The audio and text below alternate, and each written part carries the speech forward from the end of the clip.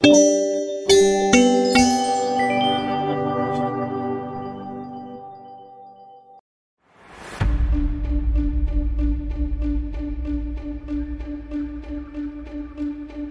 বেয়ে নিচের দিকে নেমে চলেছে বিয়াঙ্কা অন্ধকারের দিকে। নাকে ভেসে আসছে মিষ্টি একটা গন্ধ। কোন পাতালপুরীর দিকে এগিয়ে চলেছে সে? যে কোনো অঘটনের আগে কেন দেখা দেয় ফুলদিদা বিয়াঙ্কাকে? আর বৌভাতের দিন তোরার পেছনেই বা এক মুহূর্তের জন্য কাকে দেখেছিল সে? ফুলদিদা?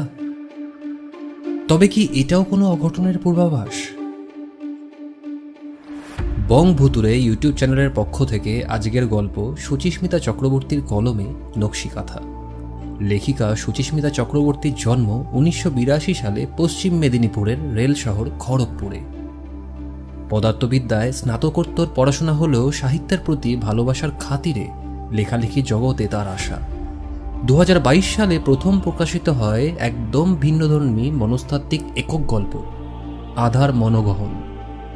গল্প নকশিকাথার সূত্রধর আমি নির্মাল্য, কতকের ভূমিকায় কুন্তল এবং অন্যান্য চরিত্রে প্রীতম, রমাকান্ত, রাজপ্রতাপ, আদিত্য, ঈশিতা, শ্রাবস্তী এবং নম্রতা। গল্পের এডিটিং এবং সাউন্ডে আছে আর্য। চলুন তাহলে শুরু হচ্ছে আজকের গল্প সুচিস্মিতা চক্রবর্তীর কলমে নকশিকাথা।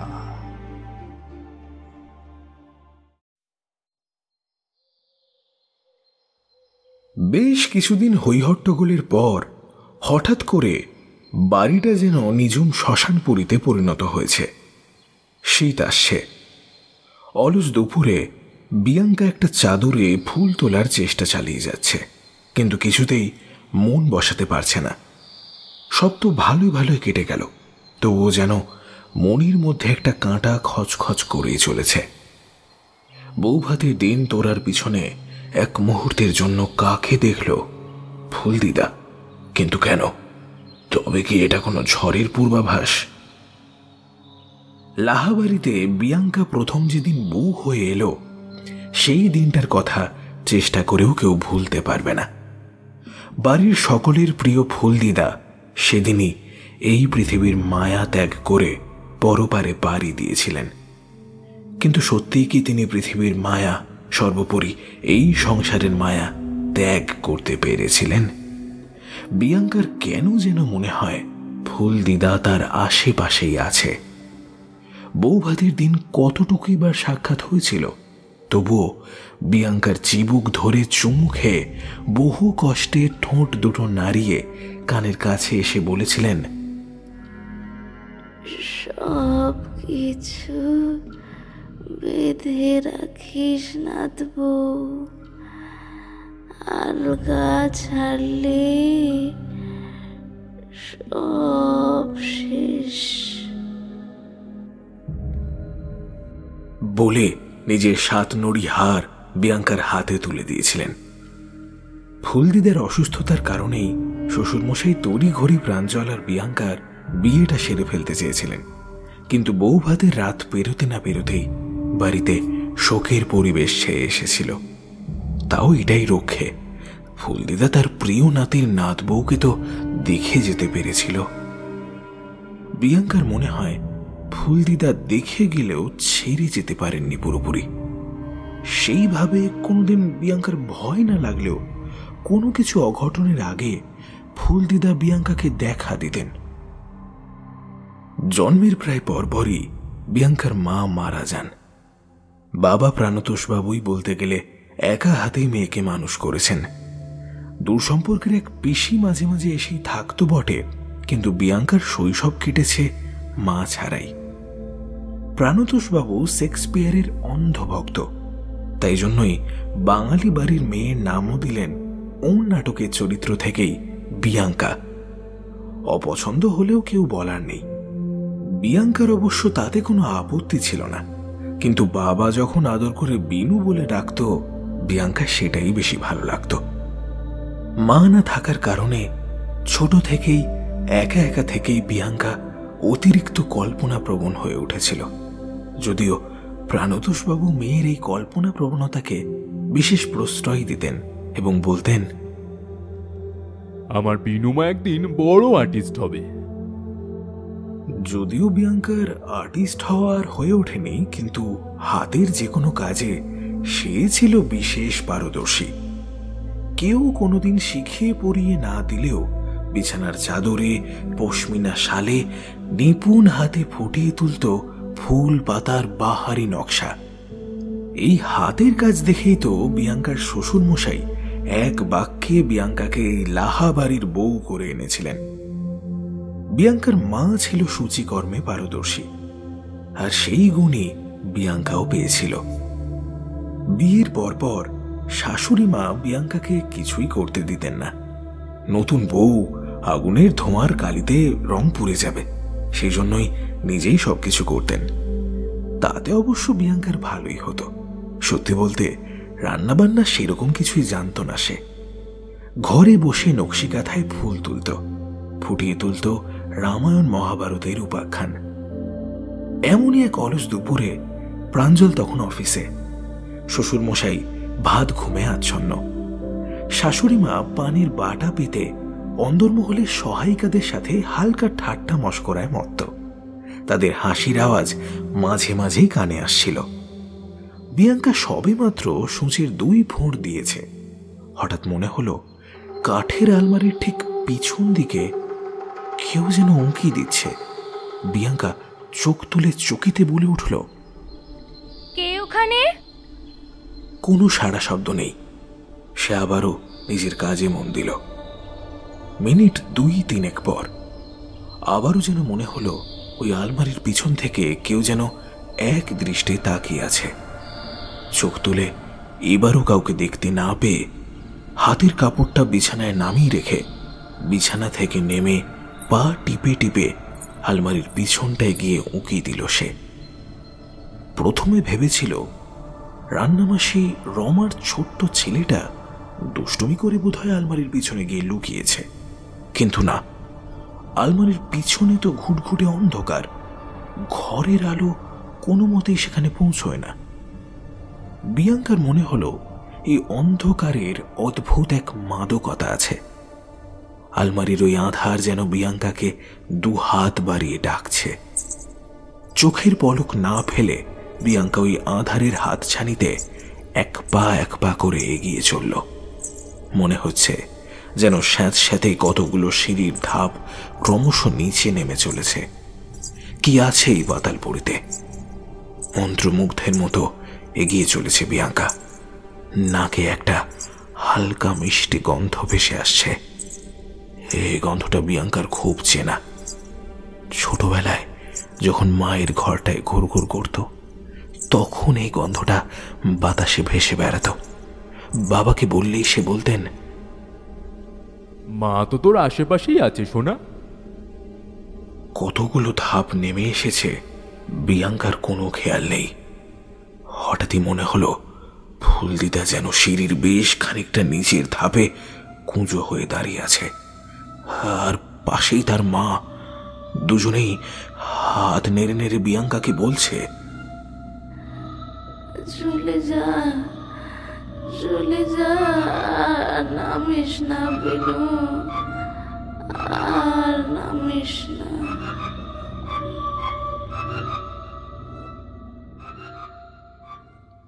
বৌমা, হো বৌমা, আলমারির পেছনে কি করছো মা? কিছু কি পড়ে গেছে?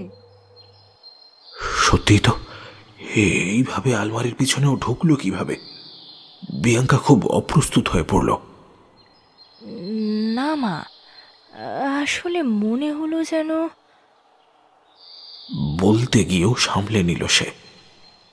ও মা, কি সুন্দর নাম লিখেছ, ভারী সুন্দর হয়েছে। এটা আমার বুঝি? নাম? কার নাম? এই তো সবে শুরু করলাম। বাহ, তুমি তাড়াতাড়ি শেষ করে দিও, আমি ওটা হালকা শীতে গায়ে দেবো। সেই কাঁথা আর বিয়াঙ্কার শাশুড়ির গায়ে দেয়া হয়ে ওঠেনি। ঘটনার ঠিক 2 দিন পরেই শাশুড়ি মার তুমুল জ্বর এলো। ডাক্তার, হসপিটাল, হাজারো টেস্ট করেও কিছুতেই জ্বর ছাড়ে না। জ্বরের মধ্যেই ভুল বকতে থাকে কাদম্বিনী। সবসময় বেঁধে রেখো মা, আলগা ছাড়লেই সব শেষ। চমকে ওঠে বিয়াঙ্কা। ঠিক এই কথাগুলোই ফুলদিদাও বলে গিয়েছিলেন না মৃত্যুশয্যায়? এ কথার মানে কি? কি আলগা ছাড়বে না বিয়াঙ্কা? কিছুই তার মাথায় ঢোকে না। খুব অল্প সময়ের ব্যবধানেই ফুলদিদা আর শাশুড়ি মা দুজনেই ইহজগতের মায়া ত্যাগ করলেন। বিয়াঙ্কার ভাগ্যে বোধ হয় মাতৃসুখ নেই। বিয়াঙ্কা নিজেকেই অপায় ভাবতে শুরু করল। প্রাঞ্জল তাকে অনেক বোঝায়। জীবন মৃত্যু কারোর হাতে নেই বিনু। কারোর দোষ বা গুণেও সেটা হয় না। যার যতটুকু সময় বাঁধা সে ততটুকুই পাবে। সুতরাং তোমার নিজেকে দোষারোপ করার কোনো অর্থই হয় না। সময় বাঁধা থাকে বলো প্রাঞ্জল? বলেই নিজের মনে বিড়বিড় করতে থাকে বিয়াঙ্কা। বেঁধে রাখতেই তো বলেছিলেন ফুলদিদার মা, কিন্তু কি সেটা বলেননি। হঠাৎ মনে পড়ল সেই নকশি কাঁথাটার কথা। আলমারির পিছনের ওই অন্ধকার থেকে বেরিয়ে এসে যেটা শাশুড়ি মায়ের নাম ফুটে উঠতে দেখেছিল, সেটা তো আর হাতই দেওয়া হয়নি। অদ্ভুত এক ভয়ে সে কথা কাউকে বলে উঠতে পারেনি বিয়াঙ্কা। কেউ কি বিশ্বাস করবে? নকশি কাঁথায় নাম ফুটে ওঠার সঙ্গেই কি শাশুড়ি মায়ের মৃত্যুর কোনো যোগ আছে? সব ভাবনাই গুলিয়ে যায় বিয়াঙ্কার। কাঁথাটা সেই দিন যে কোথায় রেখেছে কিছুতেই মনে করতে পারে না। আলমারিটার দিকে চোখ যেতেই কেমন যেন গাটা ছমছম করে উঠল। অথচ এই আলমারি থেকেই তো দিন রাত কাপড় বের করছে সে, এবং সেগুলো পরছেও। কই, তখন তো কিছু মনে হয় না। ধীরে ধীরে আলমারিটার দিকে এগিয়ে গিয়ে পেছনের ফাঁকে মুখ বাড়াতেই দেখতে পেল ওই নকশি কাঁথাটা আলমারির পিছনেই পড়ে আছে। সেদিনের মতো তো অতখানি অন্ধকার লাগছে না এই পেছন দিকটা, বেশ তো পরিষ্কারই দেখা যাচ্ছে। কোথায় সিঁড়ি? না, কিচ্ছুই তো নেই। তবে কি মনির ভুল ছিল? কে জানে। নকশি কাঁথাটা তুলে নিয়ে যত্ন করে সেটাকে তুলে রেখে দিল বিয়াঙ্কা। সূঁচটা আলগাই লাগানো ছিল সুতোর সাথে। সেটাতে ভালো করে গিঁট বেঁধে বাক্সতে ভরে রাখল। ওই কাঁথাটা আর সম্পূর্ণ করা হয়ে ওঠেনি। বছর দুয়েক পর কোল আলো করে এলো সিঞ্জন। এখন আর একা লাগে না বিয়াঙ্কার। সারাটা দিন ছোট্ট পুতুলটার গায়ের গন্ধ শুঁকে তাকে স্নান করাতে, সাজাতে, গোছাতে, খাওয়াতেই সময় কোথা দিয়ে পার হয়ে যায়। আজকাল আর সেলাই পোড়াই করারও সময় পায় না। শাশুড়ি মায়ের ঘটনাটার পর থেকে আর কাঁথা সেলাই করার সাহসও পায়নি বিয়াঙ্কা। সিঞ্জনের যা যা দরকার ছিল সবই প্রায় দোকান থেকেই কিনে আনা হয়। প্রাঞ্জল বহুবার বলেছে, তুমি এত ভালো সেলাই করতে পারো, তা সত্ত্বেও তুমি এই বাবুকে কেনা জিনিসে শোয়াচ্ছ। কিন্তু ওই সময় পাই না, এই বলেই এড়িয়ে গিয়েছিল বিয়াঙ্কা।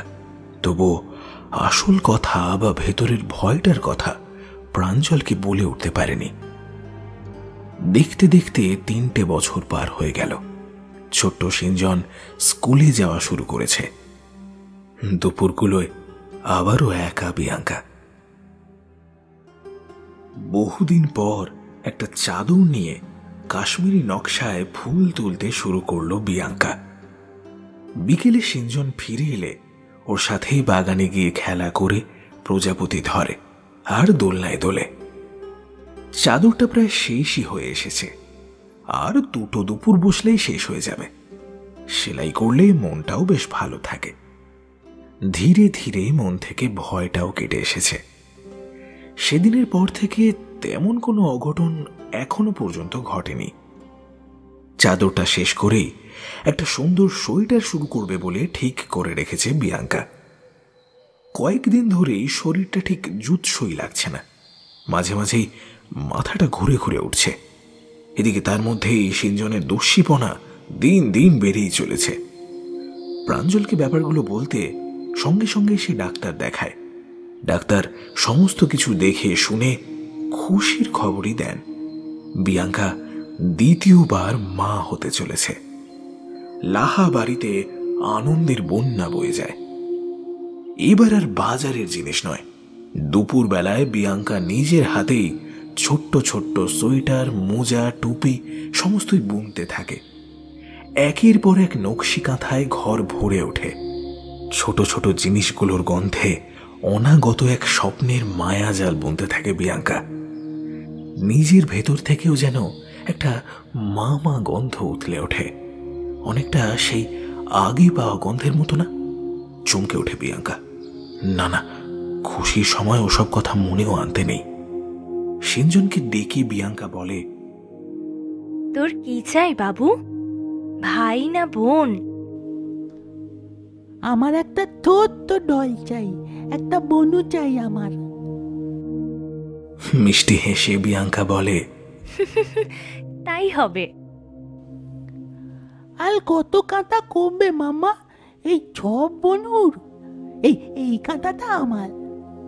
আধো আধো বলিতে কথাগুলো বলেই সিঞ্জন একটা লাল রঙের কাঁথা নিয়ে দৌড় দেয়। সিঞ্জনের দৌড়ানোর দিকে দেখতে গিয়ে হঠাৎ করে মনে হলো সিঞ্জন যেন কোনো খাদের কিনারায় দাঁড়িয়ে, আর এক পায়ে গুলি অতল গহ্বরে তলিয়ে যাবে সে। দাঁড়া দাঁড়া, পড়ে যাবি। বলতে বলতে ছোট্ট সিঞ্জন হোঁচট খেয়ে পড়েই যাচ্ছিল প্রায়, কিন্তু হাওয়ার মধ্যে থেকে হঠাৎ দুখানি হাত এসে যেন সিঞ্জনকে ধরে ফেলল। এক ঝলক ফুল দিদা যেন হাওয়ার সাথে মিলিয়ে গেল। সিঞ্জন ভ্যাবাচাকা খেয়ে মাটিতে বসে পড়েছে। বিয়াঙ্কা হাতের সুঁচ সুতো আলগা ফেলেই ছুটে এসে সিঞ্জনকে জড়িয়ে ধরল। লাগেনি তো সোনা? না না, একটু লাগেনি। বলেছিলাম আলগা ছাড়িস না। কথা কটা যেন হাওয়ায় ভেসে এসে মিলিয়ে গেল। সিঞ্জনকে নিয়ে বিছানায় শুয়ে সুঁচ সুতোর দিকে নজর পড়তেই চমকে উঠল বিয়াঙ্কা। নতুন কাঁথাটার গোটা গোটা অক্ষরে লেখা ফুল্লরা। মেয়ে হলে এই নামটাই দেবে বলে ভেবে রেখেছিল সে আর প্রাঞ্জল দুজন মিলেই, কিন্তু এই নাম তো আর কেউ জানে না। বিয়াঙ্কা নিজেও তো এই নাম কাঁথায় লেখেনি। তবে কি আবারও? 2 দিনও পেরোল না, শুকনো মেঝেতেই হঠাৎই পা মুচকে পড়ে ফুলের মতো ফুল্লরাকে হারালো বিয়াঙ্কা। ডাক্তার কনফার্ম করেছিলেন কন্যা সন্তানই ছিল। ভয়ে রীতিমতো কুঁকড়ে গেল বিয়াঙ্কা। এ কি হচ্ছে তার সাথে? প্রাঞ্জলকে সমস্ত ঘটনা খুলে বললেও ওর মনের বিভ্রম বলে নস্যাৎ করে দিয়েছে। কিন্তু বিয়াঙ্কা জানে ফুলদিদা আসে, সে সতর্ক করতে আসে, কিন্তু কিভাবে এই মৃত্যুগুলোকে রুখবে বিয়াঙ্কা, এর উত্তর এখনো তার কাছে অজানা। সেলাই করা বিয়াঙ্কা প্রায় ছেড়েই দিয়েছে। সিঞ্জন সোয়েটার বানিয়ে দিতে বললেও বিয়াঙ্কা কিনেই আনে। সিঞ্জন বড় হচ্ছে, আর সন্তান নেওয়ার চেষ্টাও করেনি বিয়াঙ্কা। এদিকে শ্বশুর মশাইয়েরও বয়স বাড়ছে, আজ সুগার লো তো কাল প্রেশার হাই, এইভাবেই চলছে। সিঞ্জনই দাদুর বুড়ো বয়সের খেলার সাথী, সিঞ্জনও দাদাই বলতে অজ্ঞান। একদিন অফিস বেরোনোর সময় প্রাঞ্জলের জামার বোতাম গেল ছিঁড়ে। আরে বিনু, শুনছো? এই শিগগির আমার বোতামটা লাগিয়ে দাও, এই দেরি হয়ে যাবে যে অফিসে। বিয়াঙ্কা খুঁজে পেতে সুঁচ সুতো নিয়ে আস্তে আস্তেই মনে হলো যেন ঘরগুলোর কোনো শেষ নেই। সে একটার পর একটা ঘর পেরিয়েই চলেছে, কিন্তু ঘর আর শেষ হচ্ছে না। কিছুতেই সে প্রাঞ্জলের কাছে তাড়াতাড়ি পৌঁছতেই পারছে না। দূরে কোথাও থেকে যেন প্রাঞ্জলের গলা ভেসে আসছে। তাড়াতাড়ি করো বিনু, আবার কষ্ট হচ্ছে, দেরি হয়ে যাচ্ছে। কেমন যেন ঘোরের মধ্যে থেকেও বিয়াঙ্কা বুঝতে পারে আবার বোধহয় কোনো অঘটন ঘনিয়ে আসছে। ওই তো ঘরগুলোর ভেতর থেকে ফুলদিদা, মা, ফুল্লরা চেঁচিয়ে চেঁচিয়ে বলছে আমাকে, বেঁধে রাখো, বেঁধে রাখো, আলগা ছেড়ো না। মেরো না আলগা। হ্যাঁ, হাতের সূচ সুতোটার দিকে নজর গেল বিয়াঙ্কার। কি একটা মনে হতে খুব ভালো করে একটা গিঁট লাগালো।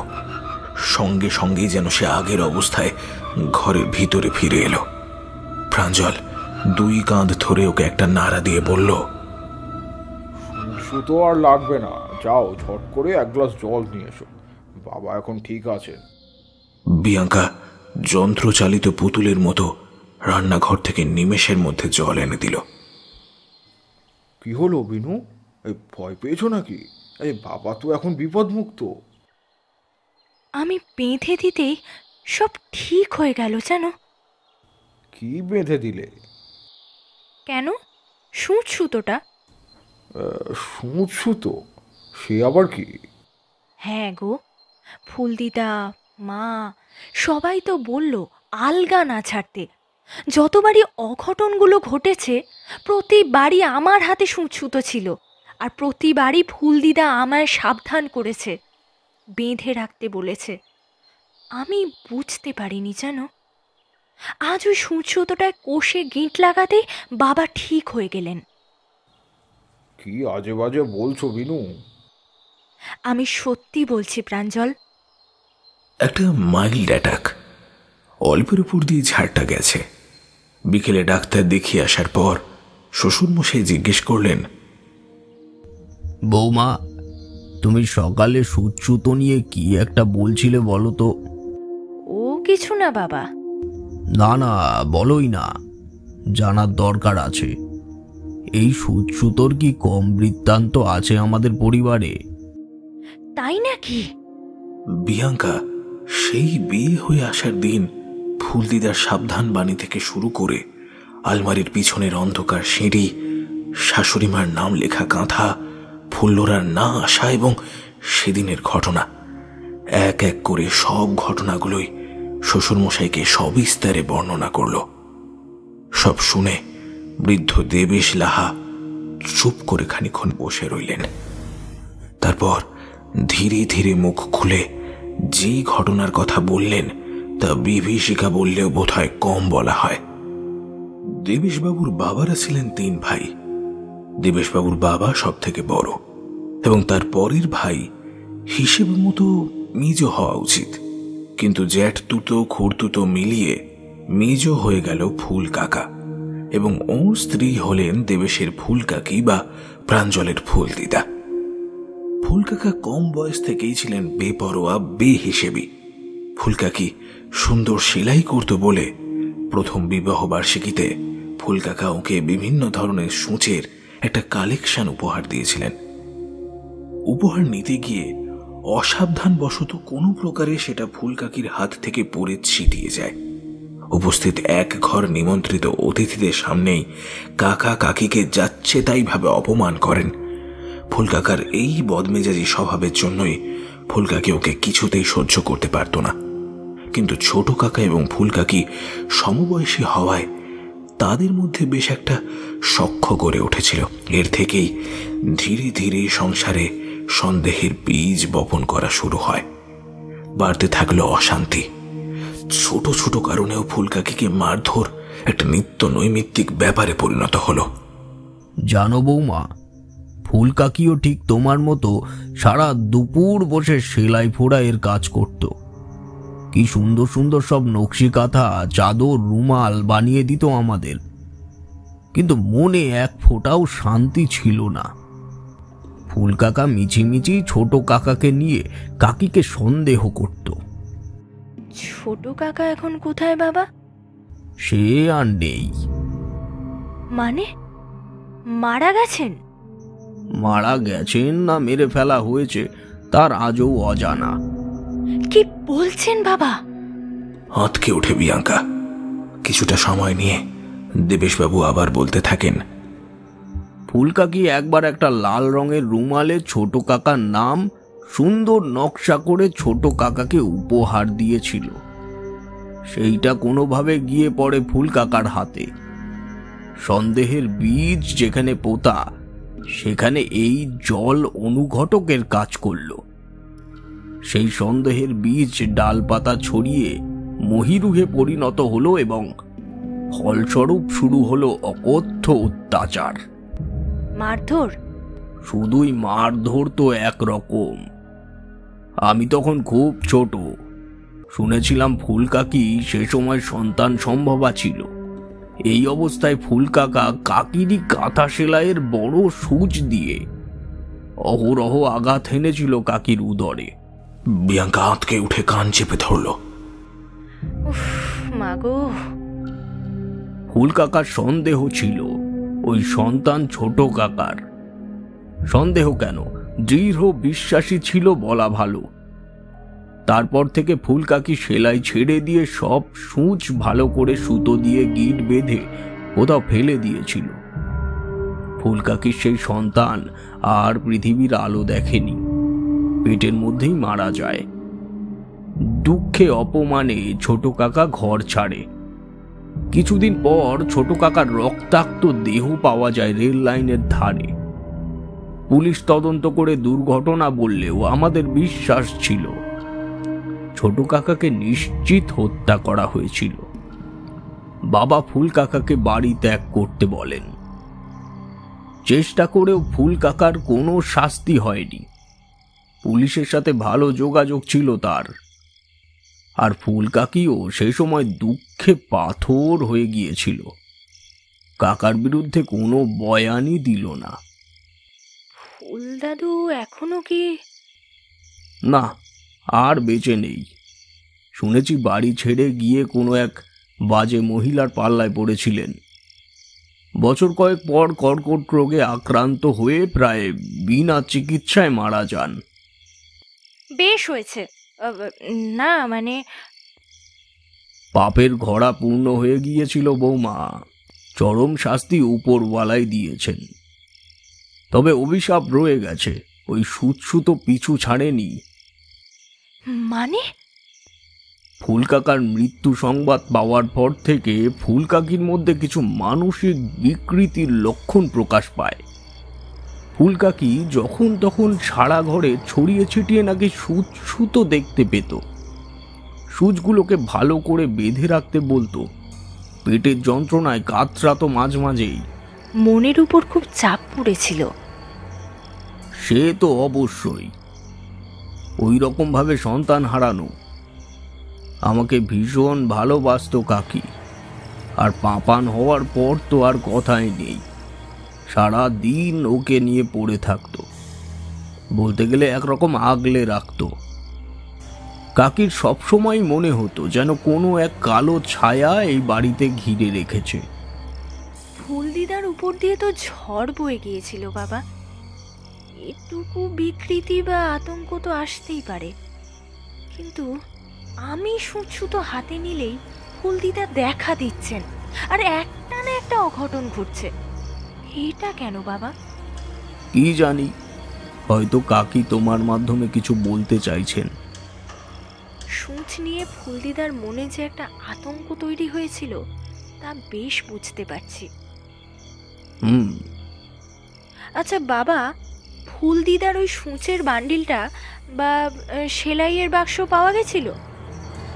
না, কাকি পরে আর বলতেও পারিনি ওটা কোথায় লুকিয়ে রেখেছিল। আর আমরাও আর ওটা নিয়ে বিশেষ মাথা ঘামাইনি। তবে আমি এখন সুতোর মাহাত্ম্য বুঝে গেছি বাবা। ফুলদিদা প্রতিটা বিপদের আগেই আমায় সাবধান করেছিলেন। আমি বুঝতে পারিনি সূচগুলো আলগা না রেখে গিঁট দিয়ে রাখলেই বিপদগুলো এড়ানো যেত বাবা। প্রতিবারই নাম লিখে ফুলদিদা আমায় সতর্ক করেছিলেন, কিন্তু এত অকস্মাৎ সব ঘটনাগুলো ঘটে গেল যে আমি। বিয়াঙ্কা কান্নায় ভেঙে পড়ল। নিজেকে মিছিমিছি দোষ দিও না বৌমা। এখন থেকে সাবধানে থেকো আর পাপানকেও সাবধানে থাকতে বলো। ও তো বিশ্বাসই করছে না বাবা। অনেকক্ষণ ধরে একটানা কথা বলায় দেবেশবাবু বেশ হাঁপিয়ে উঠেছিলেন।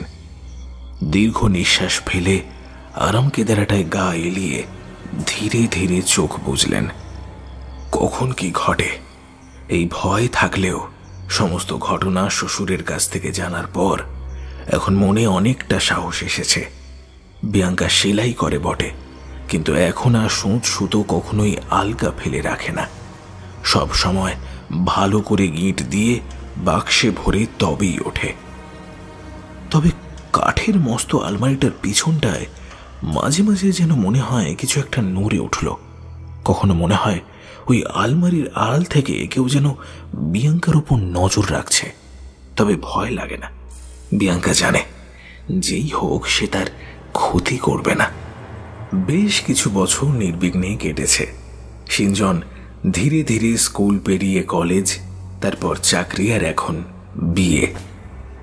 বয়সজনিত কারণে দেবেশবাবুর শরীরটা ঠিক ভালো যাচ্ছে না।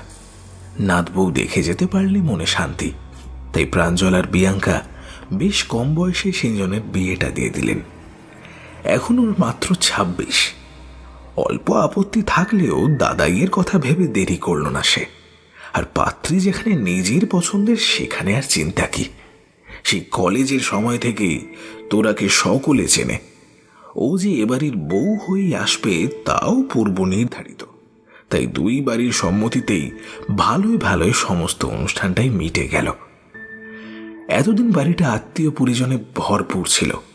প্রাঞ্জলের খুড়তুতো, জ্যাঠতুতো, ভাই বোন, তাদের ছেলেপুলে সবাই মিলে বাড়িটা গম গম করছিল। কিন্তু বউ ভাত পেরোতে না পেরোতেই যে যার আস্তানায় রওনা দিয়ে দিয়েছে। সবারই তো অফিস কাছারি স্কুল আছে।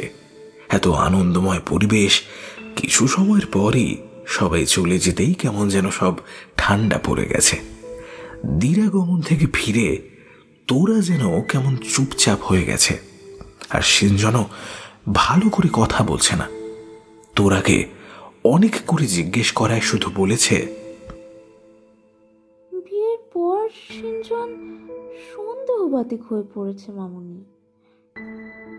বাপের বাড়িতে একদিন পূর্ণিমা রাতে নৌকা বিহারে গিয়েছিল দুজনে। তারপর থেকে সিঞ্জন কেমন যেন অদ্ভুত বিহেভ করছে। এই কথা শোনার পর থেকে বিয়াঙ্কার মনের ভেতরটাও কেমন যেন অস্বস্তি বোধ হচ্ছে। তোরার জোড়াজুড়িতেই অনেকদিন পর আবার সেলাই নিয়ে বসেছে বিয়াঙ্কা। হালকা হালকা উত্তুরে হাওয়ায় পরিবেশটাও বেশ মনোরম। কিন্তু বিয়াঙ্কার চোখের সামনে বারবার ভেসে আসছে ফুলদিদার মুখটা। বৌভাতের দিন বরবধূ যে সিংহাসনে বসেছিল, বিয়াঙ্কার কেন যেন মনে হচ্ছিল ঠিক তার পিছনেই ফুলদিদা বারবার দেখা দিয়েই চলে যাচ্ছিলেন। প্রাঞ্জলকে তিনি নিজের প্রাণের থেকেও ভালোবাসতেন। সেখানে তার একমাত্র ছেলের বিয়ে, ফুলদিদা তো আসবেনি। তবুও যেন কোনো এক অজানা আশঙ্কায় বিয়াঙ্কার অন্তরাত্মা কেঁপে কেঁপে উঠছে। প্রত্যেকবারই কোনো না কোনো বিপদের আগেই ফুলদিদা দেখা দিয়েছেন। বিপদটা ঠিক কোন দিক দিয়ে আসবে সেটা সম্পূর্ণ অজানা।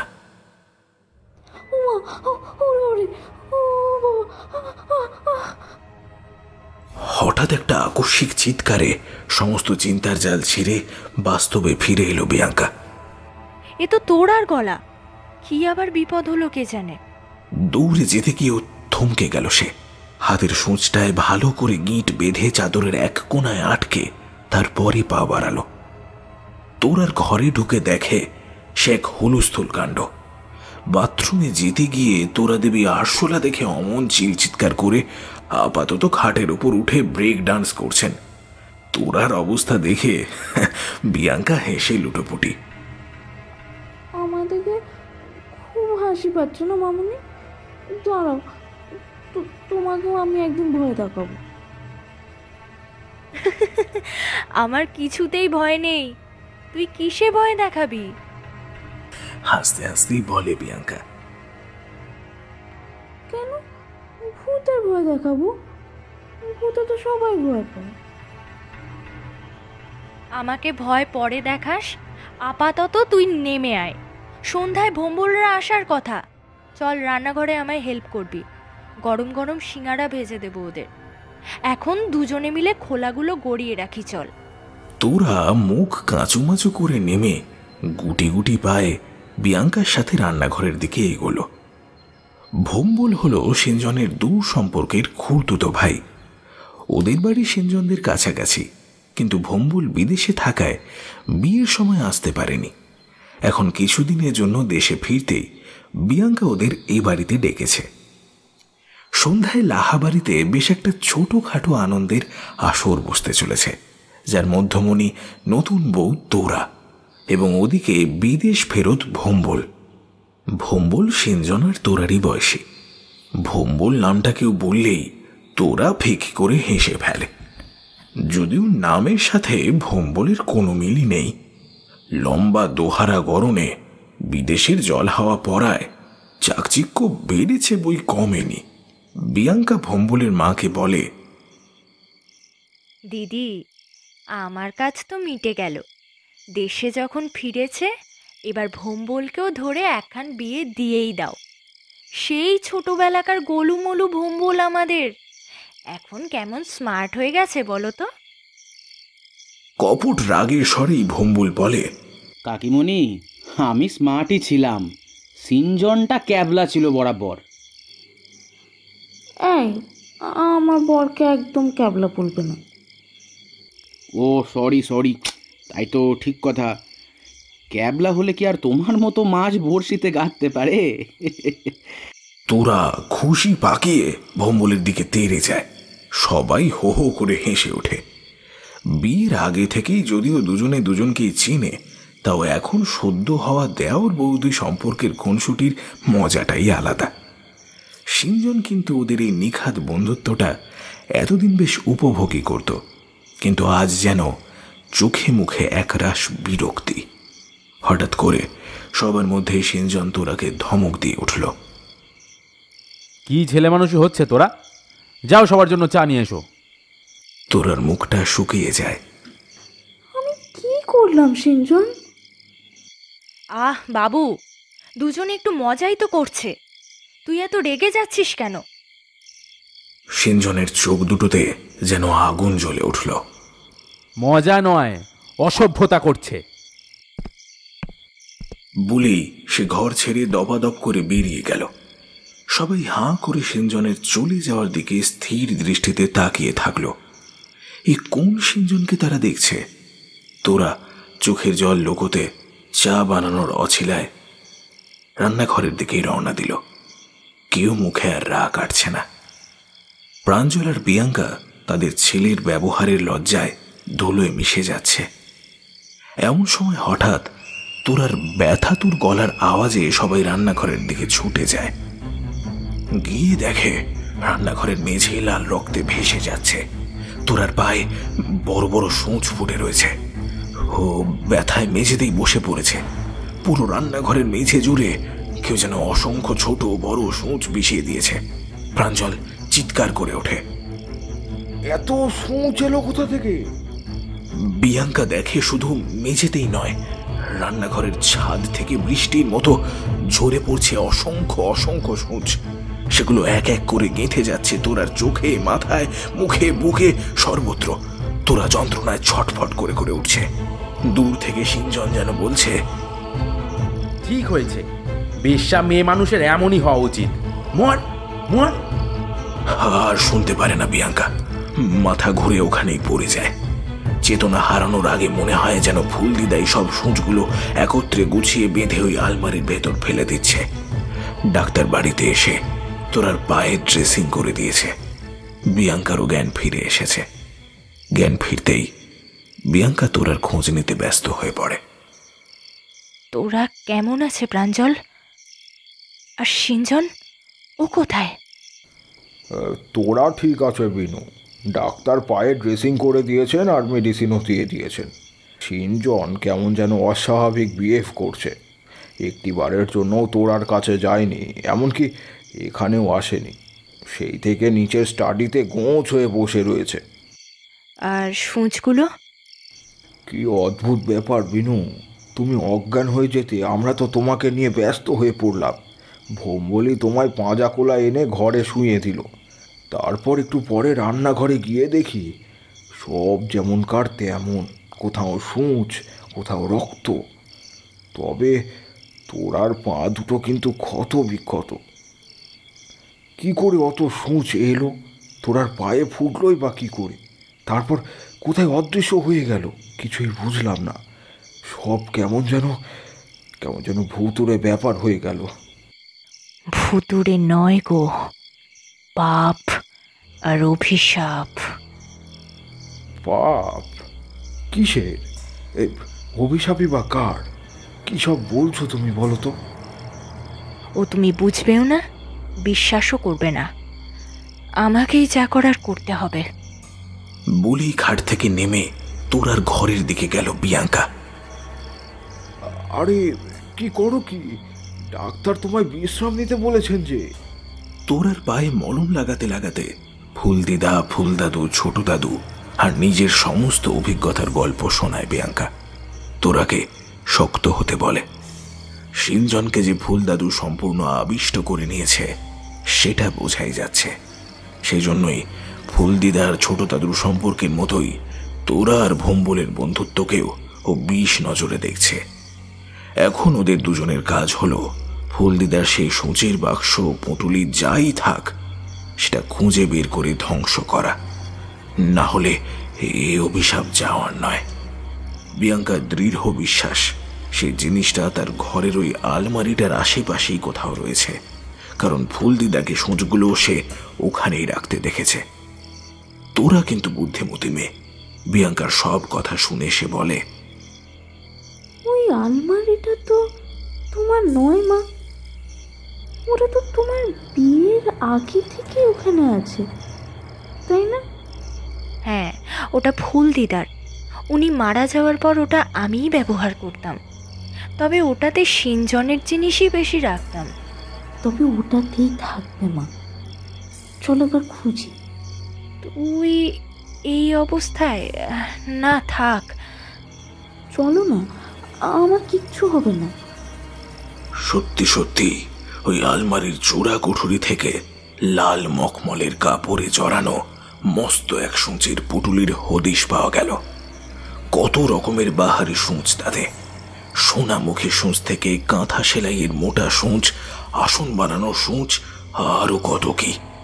আর একদম নিচে পাওয়া গেল ছোট্ট একটা অপূর্ব নকশি কাঁথা, আর তাতেই ফুলদাদুর নাম লেখা, মুহিন। সেই সূঁচের পুটুলি হাতে করে এনে বিয়াঙ্কার তোরা রাখলো সিনজনের সামনে। নিমেষেই চকচক করে উঠল তার দুটো চোখ।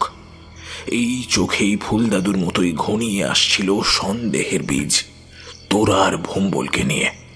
আর তারপর থেকেই যত গন্ডগোল। বিয়াঙ্কা সিনজনের চোখের সামনে একটা একটা করে সূঁচ গেঁথে দিল ওই নকশি কাঁথাটায়। প্রতিবার সূঁচ গাঁথার সময় অসহ্য চিৎকার করে কোঁকিয়ে উঠছিল ছেলেটা। তোরা সিনজনকে জাপটে ধরে সাহস জুগিয়ে চলেছে সেই সময়টায়। দুজনের চোখই কান্নার জলে ভেসে যাচ্ছে। আর একটু সিনজন, সব ঠিক হয়ে যাবে। সবকটা সূঁচ কাঁথাটায় গাঁথা হয়ে বিয়াঙ্কা সূঁচগুলো সমেত নকশি কাঁথাটা পুড়িয়ে ভাসিয়ে দিল গঙ্গার জলে। সিনজন এখন পুরোপুরি সুস্থ। তোরা, ভোম্বল আর সিনজন তিনজনেই সন্ধ্যায় ছাদে জমিয়ে আড্ডা বসায়। ভোম্বল অবশ্য কিছুদিন পরই বিদেশে ফিরে যাবে। প্রাঞ্জল বিয়াঙ্কার কথাগুলোকে আর হাওয়ায় উড়িয়ে দিতে পারে না। তবে বিয়াঙ্কারও এখন আর কেউ যে আশেপাশে আছে এমনটার মনে হয় না। সারাটা দুপুর ধরে সকলের জন্য সোয়েটার, চাদর, নকশি কাঁথা এসবই সেলাই করে সে। তার সেলাইয়ের সূঁচগুলো কিন্তু সে এখনো আলগা ছাড়ে না। সুতো দিয়ে গিঁট বেঁধে চাদরের মধ্যে গুঁজে দিয়ে তবেই সে ওঠে।